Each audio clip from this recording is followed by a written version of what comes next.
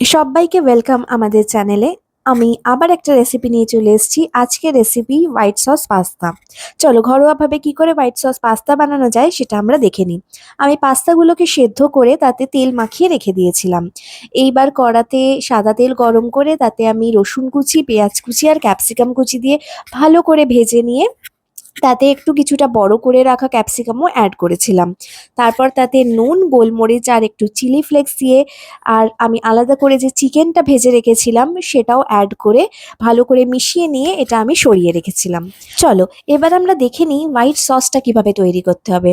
তার জন্য আমি কড়াইতে বাটার নিয়ে নিয়েছি এবং তার সাথে ময়দা মিশিয়ে ভালো করে ময়দাটা যতক্ষণ না কাঁচা গন্ধ যাচ্ছে ততক্ষণ নেড়ে নিতে হবে।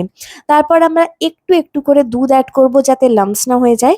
এখানে তোমরা কিন্তু এটা খেয়াল রাখবে কি লাম্পস হয়ে গেলে কিন্তু হোয়াইট সসের যে স্মুথ টেক্সচারটা ওটা কিন্তু একদমই আসবে না। তারপরে যখন দুধটা আস্তে আস্তে ঘন হবে তাতে আমরা চিজ অ্যাড করে দেবো। এখানে আমি নর্মাল ব্রিটানিয়ার চিজ আমি ইউজ করেছি। তোমরা যে কোনো চিজ এখানে ইউজ করতে পারো। তারপর আমি এতে গোলমরিচের গুঁড়ো, অরিগ্যানো অ্যান্ড রেড চিলি ফ্লেক্সটা অ্যাড করেছিলাম আর যেই সবজিগুলো আমি ভেজে রেখেছি সেটাও অ্যাড করে দিয়েছিলাম।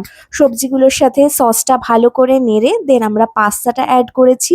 পাস্তাটা অ্যাড করে পুরোপুরি মিশিয়ে নিলেই আমাদের হোয়াইট সস পাস্তা কিন্তু একদম রেডি। এর ওপর থেকে তোমরা অরিগ্যানো আর চিলি ফ্লেক্স দিয়ে সার্ভ করতে কিন্তু একদম ভুলো না। আর কারা কারা হোয়াইট সস পাস্তা খেতে ভালোবাসো তারা নিশ্চয়ই আমাকে জানিও।